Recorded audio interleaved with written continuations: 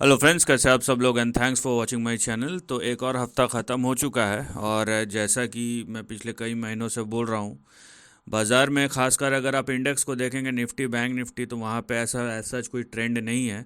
और ये जो हफ्ता बाज़ार बंद हुआ है, उससे पहले आप देख रहे हैं कि यूएस के बाज़ार में छुट्टी था थैंक्स गिविंग डे के अवसर पर। तो एक लैकलस्टर वीक है। और देखिए, दिसंबर में हम जैसे जैसे जाते हैं, खासकर नवंबर के सेकेंड वीक, दिसंबर पूरा, इवन जनवरी 10 तारीख तक मार्केट बहुत स्लो मूड में रहता है। इंडियन मार्केट खुले रहता है, लेकिन जो वैश्विक बाज़ार है वहाँ पे अलग अलग दिनों पे अलग अलग डेट्स पे छुट्टियाँ रहती हैं। और अगर बाज़ार खुला भी रहता है तो ट्रेडर्स हॉलीडे सीज़न में रहता है, जो मार्केट पार्टिसिपेंट है, तो उतनी एक्टिविटी होती नहीं है।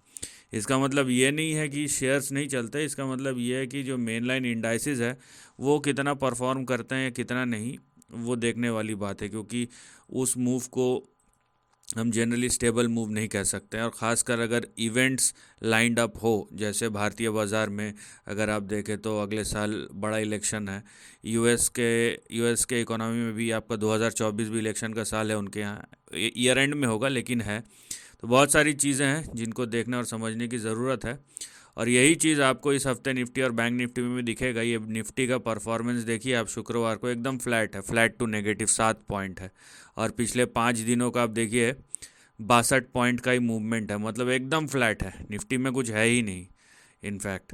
तो इसीलिए मैं पिछले 2-3 महीने से बोल रहा हूँ, ये ऑप्शन राइटर्स का मार्केट है और यहाँ पे अगर आप फंसेंगे तो आप ट्रैप हो जाएंगे।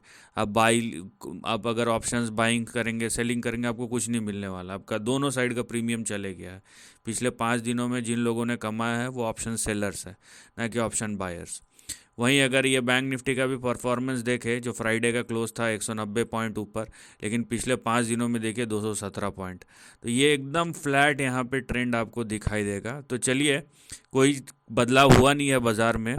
अब इसको आप दोनों तरीके से देख सकते हैं कि बाज़ार नीचे नहीं गिरा और मैं अगर बोलूँ बाज़ार ऊपर नहीं चढ़ा, तो दोनों घूम फिर के बात वही हो जाती है कि बाज़ार पॉइज्ड है, कोई एक तो मूव होगा। अब देखते हैं किस साइड होता है।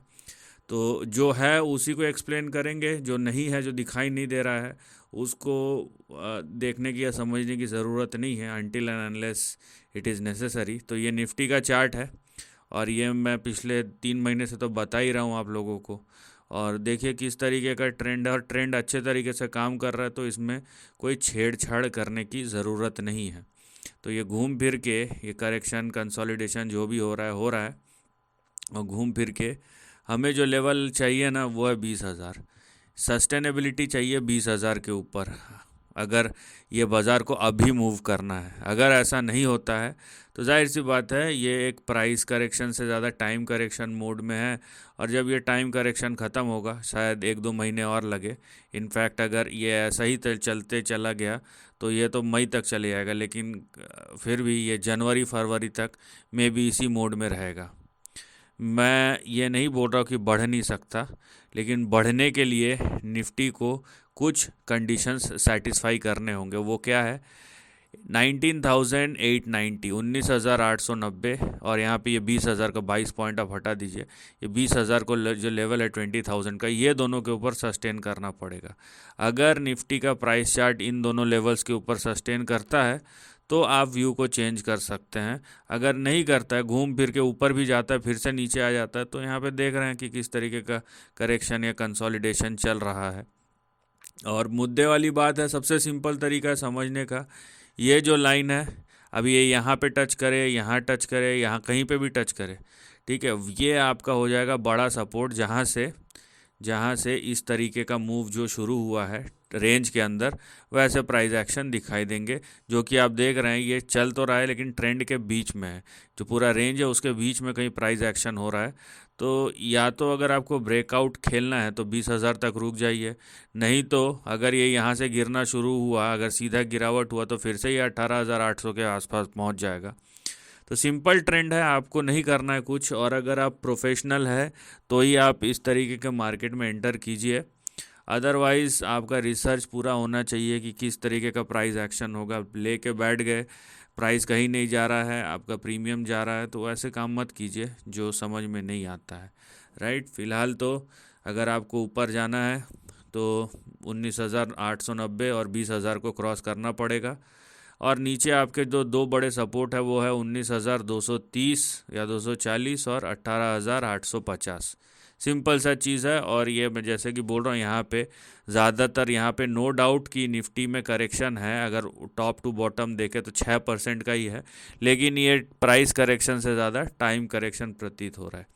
वहीं हम अगर निफ्टी बैंक का चार्ट देखें तो निफ्टी बैंक थोड़ा सा अलग जोन में है निफ्टी के बनस्पत। ये देखिए, ये निफ्टी बैंक का चार्ट है और यहाँ पे देखिए निफ्टी बैंक के चार्ट में मैं डेली चार्ट देख रहा हूँ।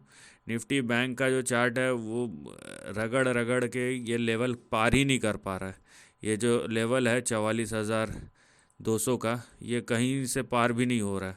ये इसका मुद्दा मेन प्रॉब्लम हो गया है कि भाई इतना कर लिया, अब तो नैया पार होनी चाहिए लेकिन वैसा हो नहीं रहा है। तो अगर ये 44,200 के ऊपर सस्टेन नहीं करता है तो करते रहे जो करना है, लेकिन ये एक बड़ी बात है कि 44,200 के ऊपर सस्टेन करना पड़ेगा इसको अगर ऊपर जाना है। जो सबसे बड़ा सेविंग ग्रेस है, अब इधर से घुमा के देखिए उधर से, जो सबसे बड़ा से ये देखिए, ठीक है, ये दो लेवल्स है जो आपके सबसे बड़े सेविंग ग्रेस है। मतलब अगर नीचे गिरता है तो ये दोनों सपोर्ट पे होल्ड करना चाहिए, नहीं गिरे करेगा तो प्रॉब्लम हो जाएगा।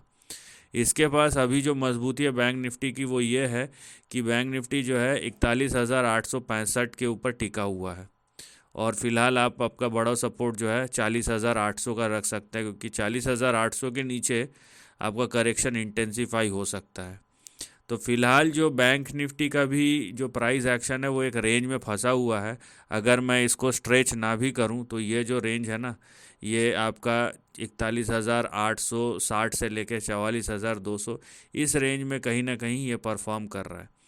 तो बाज़ार में आपको सुस्ती नज़र आएगी। आप अगर इंडेक्स को देखेंगे ना तो बाज़ार में एक रेंज बाउंड प्राइस परफॉर्मेंस नज़र आएगा, और जो जैसा दिख रहा है उसको वैसा ही देखिए। अब आप बोलेंगे कि इसमें ब्रेकआउट आएगा अगले हफ्ते, तो अगर वो होता है तो आप बोलिए, नहीं होता है तो उसको बोलने की कोई ज़रूरत नहीं है। क्योंकि अगर नहीं हुआ और आपने उस माइंडसेट से पोजीशन बनाया तो क्या होगा, कुछ नहीं होगा, लॉस होगा या प्रीमियम चले जाएगा। तो वो चीज़ नहीं करना चाहिए जो दिखाई नहीं दे रहा है। और फिलहाल देखिए सिंपल सा ट्रेंड है, आप निफ्टी का देखिए, बैंक निफ्टी का भी देखिए, वो एक साधारण सिंपल रेंज में चले जा रहे हैं। राइट, नो डाउट होगा एक्सपेंशन, अपसाइड में होगा या डाउन साइड में होगा वो तो होगा, लेकिन फिलहाल ऐसे कुछ इंडिकेशंस नहीं है जो आपको ये दर्शाए। तो फिलहाल चाहे आप बिग पार्टनर, तो चाहे आप निफ्टी देखें या बैंक निफ्टी देखें, तो जो कमज़ोरी नहीं है लेकिन सुस्ती है जो ट्रेंड में, वो हो सकता है और कंटिन्यू हो। और मैं फिर से बता रहा हूँ, ये जो इंडेक्स परफॉर्मेंस है आप इसको स्टॉक के साथ कोरिलेट मत कीजिए। स्टॉक्स की एक अलग दुनिया है, ये इंडेक्स है इसकी एक अलग दुनिया है। तो इसको इंडेक्स की तरह देखिए और स्टॉक को डायरेक्ट कंपेयर करने का ज़रूरत नहीं है अगर ये हाईली कोरिलेट नहीं करता है इंडेक्स के प्राइस परफॉर्मेंस को, जो कि निफ्टी 50 के चार्ट करते हैं। तो अगर आप ओवरऑल मार्केट में देखें तो बहुत सारे शेयर्स में आपको तेज़ी दिखेगी, लेकिन इंडेक्स जो है वो रेंज बाउंड भी है और स्लो भी है। और यहाँ पे आप फ़िलहाल तो ये एक्सपेक्ट नहीं कर सकते कि कोई बड़ा मूव हो। अगर होगा तो उसके लिए ट्रिगर चाहिए, और अगर आपको पता है तो कमेंट सेक्शन में लिख के बताइए, ताकि हमें भी पता चले और बाकी लोगों को भी हेल्प मिले। So this is the end of the video. Thanks for watching.